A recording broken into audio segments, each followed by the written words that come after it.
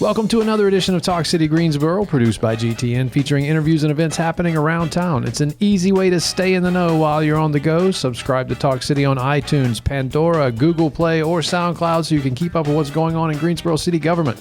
I'm your host, Josh Johnson, and with me around the big round table today is a Rosemary Plyben. Always glad to be here. So much fun. Okay, Greensboro's first and only women's professional basketball team is headed to the playoffs, and you're going to want to be there for the action. Greensboro Kaos are in action coming up Saturday, September 9th at Western Guilford High School.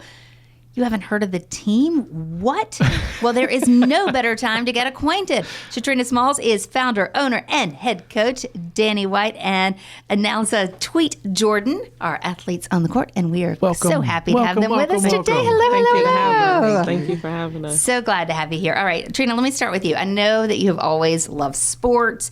Can you tell us your road to the founding ownership and coaching of this team? Whoa. I played sports since I was probably 7, organized. Yeah. Right. If you listen to my mom, she would have thought I was going to be a parkour person. I was always jumping off fence. And before it was even like a thing, right? Before it was even a thing. Doing it before it was cool. And right? I have 4 sisters, so my mom was like, what is wrong with this one, right? But my dad is like, just let her go. She'll get the energy out. But I started playing organized sports around the age of 7.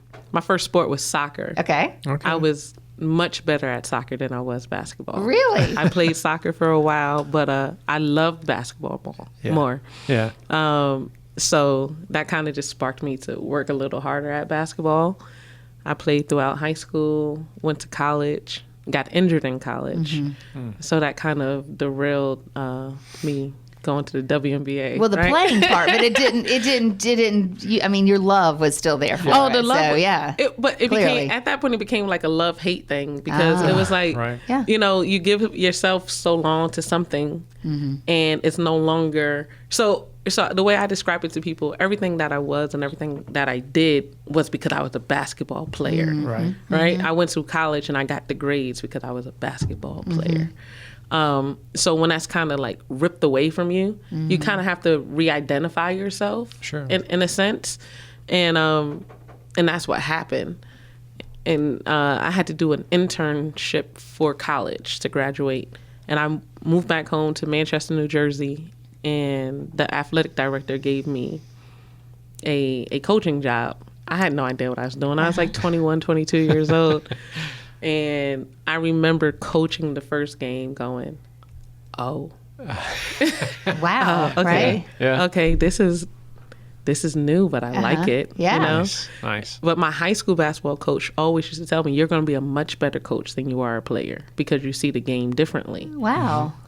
And I was like, man, I'm going to play basketball for the rest of my life. Now the girls can't even get me to practice on the court with them. But, you know, but a few, like right before COVID, we had my sister and another one of the players, Amber Cook. We're just like, there's a shortage of teams. I think you should start it. There's no one who loves the sport and loves women's sports as much as you and who we would trust to take on this venture. And they bent my arm and twist my arm because I didn't know where the funding was going to come from. You know, I love the city of Greensboro, but I'm also a city worker. So you know what those paychecks look like every 2 weeks. And so to start an LLC and I didn't know where to start, honestly. I just started from what I knew. But you just did it. I just did it. Said, we're just going to do this, and we'll figure it out as we go. We're just going to do it. We're just going to do this. And I just solicited all the help I can get, and here we are almost 5 years later. That's awesome. Yeah, absolutely. All right, Danny and Tweet, when did you first start playing basketball? Yeah, go ahead. Okay, so I started playing at the age of 5. It started in the backyard of my house. You know, my dad had an outside basketball court. You know, he taught me everything I learned out there. And ever since, it's just been, you know, my love for the game. So still playing now. I think I started around 7, joined my first team, and I guess like Little League stuff in Germany. Right. I was living in Germany at the time. Oh, wow. So.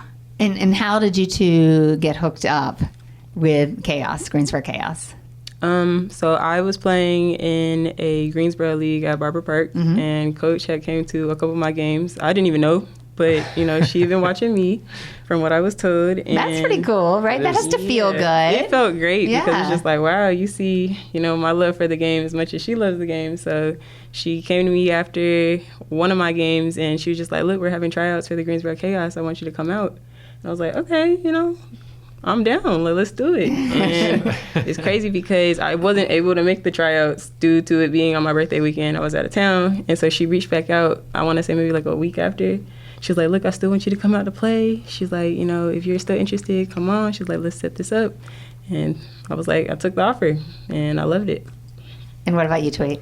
Mine was just a player I actually played with at Pembroke. She ended up inviting me to try out, and I just came to tryouts and went from there. So cool. Yeah. Is it on me? Oh, I'm sorry. I was so wrapped up in this story. I know.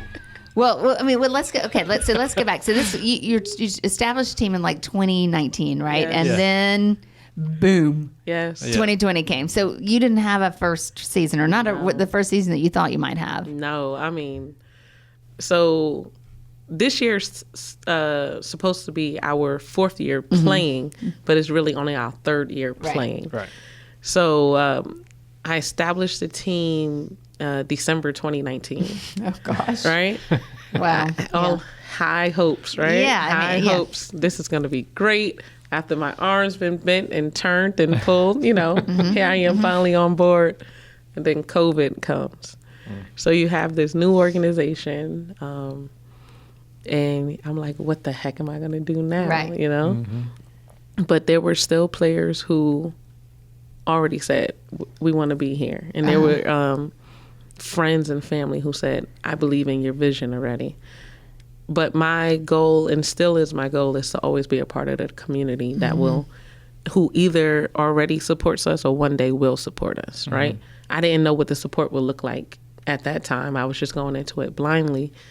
But we hosted a toy and coat drive, and we do it annually now, where we service over 100 families each year with toys and coats. That's awesome. Yeah. And also during that year of COVID, I connected with Michelle Kennedy, who also works for the city and who was in charge of the IRC at the time, the Interactive Resource Center. And I knew there was a need because our unhoused population was struggling the most, right? We all were able to go home and shelter in place, but where was their shelter? Right. And I had two uncles who experienced homelessness growing up. So that was always something dear to me. So we were able to do a T-shirt campaign and raise, I think, a little bit over $500 for the Interactive Resource Center. And like I said, that was just people supporting us blindly. Right. Yeah. And they hadn't even they didn't know what this was all about. Yeah, they had no idea what it was about, but they believed in me so much, because I can't even say the team yet, because there was, they hadn't really come together. Yeah, all we had was a logo, a pretty great logo. But I appreciate it. We get a lot of that, so I appreciate it. Shout out to Shamreese Diggs, my media director. But people believed in what I was going for, and they bought T-shirts. People all the way in Florida, all the way out to the West Coast, just bought T-shirts saying "Cause Chaos," and we were able to help out in the community that year. So it was pretty rewarding. And so you finally got the team on the court, and then what has been the community response over these past 3 seasons? Ah, man, so it's been a road. We our first year we were able to play, we could not find a location in Greensboro, so we actually played in High Point at the Deep River Rec Center. So I'm so grateful for them just open up their doors for another. That's what community is about, right? Right. They open up their doors for us, and we had a pretty good turnout. And at the time during COVID, we reached out to Councilwoman Tammy Thurm, and she was a major supporter.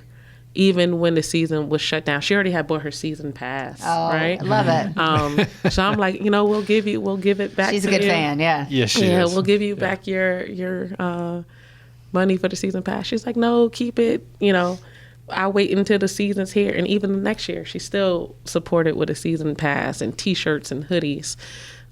Even when we were playing in High Point, she still would come out to High Point and watch us play. Yeah. And then our second year playing, we played in Summerfield at Bethany Community School. And every year, the crowd got bigger and bigger. I was actually surprised that people would drive out to Summerfield, to watch us play. But I grew up that way. It is not that far. Come on. it's not that far. It's not that far until it's far. You know what I mean? Yeah. Like, it's not that far until you're like, dang, this is a 20-minute drive. Oh, right? you can do it. We are so spoiled in Greensboro. But I coached there. I coached there. I coached the middle school team there for a while. And what I tell people, I always want people who want us. Yeah. And Deep River and Bethany wanted us. That's great. So that was so important to me to make sure that we were playing in locations that people wanted us. Yeah. And fans traveled. Fans went to High Point. Fans went to Summerfield. And now we're playing at Western Guilford High School. And I think we have some of the best fan base in the city. It's fun. Once you come to a game, it's kind of like you're going to come to another They're fun. game. They're super fun. Yeah. Yeah. So tell us about this year's team. I'll let the ladies do that. Tell us, yeah. Tell us about this year's team. I think our team this year is just a big mix of personality. You have a bunch of females that are strong, they're independent, but we all encourage each other just to play on the court and off the court to be better versions of ourselves. I like that. Honestly, that's what a team is to me. Like, ever since I joined them, like, I love the community. I love the bonds we have. I love how, silly we are in the court. Like, you see it everywhere. Everybody gets along. Like, I love it. I think that's what a team is made of. Yeah, that's great. Definitely. I think everybody's it's just a ball of energy. Just a mix of a bunch of beautiful souls. And there's never a time, even if you have a bad day, there's never a time you'll leave like without a smile on your face. So Nice. And everybody comes from different backgrounds, right? I mean, different Everyone. stories, jobs, families, kids, whatever. Yeah. Everyone. We have players who travel from Raleigh all the ways down to Huntersville. Charlotte. Yeah. Yeah. Wow. So we have a good mix of ladies who thought enough of the Greensboro Kaos to say we're going to travel up to practice twice a week and play a game on the weekends. Love that. So it's pretty cool. Okay, so Trina, thinking back to that little girl, loves sports. If she could see what she is doing today, what does that mean to you? What does that strike for you? I don't know. Some days it's still unreal. It really is. It's I never would have thought I would have been in this position, honestly. Because of my parents, I'm huge on giving back. My parents are pastors, and they always taught us to give back. You always reach back. I remember as a kid, my mom turned our linen closet into like a gift closet. So people would come to our homes, and just because they came to our house, she would give them a gift. And as a kid, I used to be like, this is so strange. Like, what are you doing, right? But being closer to 40 than I was as a child, I understand what she was doing, right? So this is what the chaos is for me. It's my way of saying, I may not have been able to do what you ladies are doing, but I have the avenue for you to do it. And if I can help out in any way, and if I could reach back, and if I could give back, that's what I'm going to do. And so as the little girl who watched my mom going into the linen closet and giving out gift sets and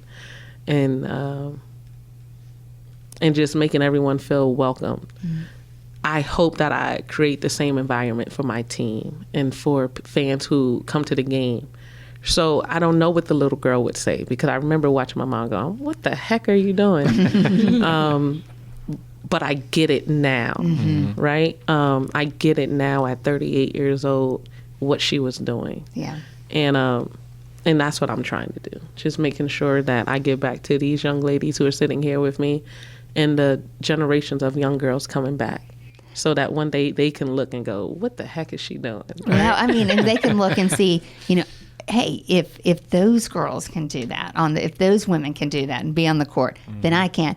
If that woman can own a team, can start a team, can do something that nobody else has done here before, what can I do that nobody else has done before, or that people think that I can't do? So you're giving a gift, yes, to the players, yes, to your fans, but to the community at large, too. And we appreciate all that you're doing. I appreciate you thinking enough of us to have us here today. We are big fans, that is for sure. Okay, so ready to see the Chaos on the court. The game time is what time on Saturday? 2 p.m. 2 p.m. Saturday, September 9th, Western Guilford High School. And I know after this conversation, you're going to want to know more about the team. And so, yes, definitely go to a game. But then either before that or definitely after that, go to the website. You can sponsor. You can learn to how to play, volunteer, buy a T-shirt. Just get involved some way. Find them online at GreensboroKaos.com, and that is chaos with a K. With a K. With a K. And I would be remiss if this year I don't shout out our councilman, Hugh Halston, as well. He has been to so many games this season. I think he probably takes home #1 fan this year. Love it. He comes, he takes pictures with the ladies, he's like, okay, I might not make it the first half. I'm gonna be there the second half, and I'm gonna stay. So I would be remiss if I didn't thank him for being the Chaos #1 fan this season. I should tell you that if you go to a game, or when you go to a game, it's kind of like a who's who of city employees who are there cheering on. So it is kind of fun to be like, wait a minute, I've seen that person before. They're out of context, but they're not sitting behind the microphone at their big desk or whatever. Yeah, April Albright, and you're going to recognize them. She did our play-by-play one game. If you don't know who she is, she's the chief of staff for the city manager's office.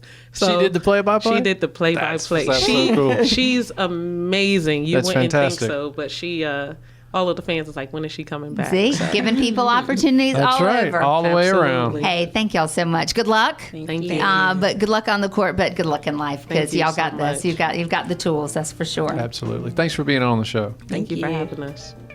Stay tuned in weekly by subscribing to Talk City Greensboro on iTunes, Pandora, and Google Play. And don't forget, you can download Talk City from SoundCloud. That's our time for this week. Thank you for spending some of yours with us. If you like what you hear, please share it with a friend. Hey, don't forget to watch GTN. That's your official source for news and information about the city of Greensboro. GTN is available on Spectrum Channel 13. AT&T UVerse Channel 99. And Lumos Channel 31. GTN also streams live on Roku and the city's website at Greensboro-nc.gov.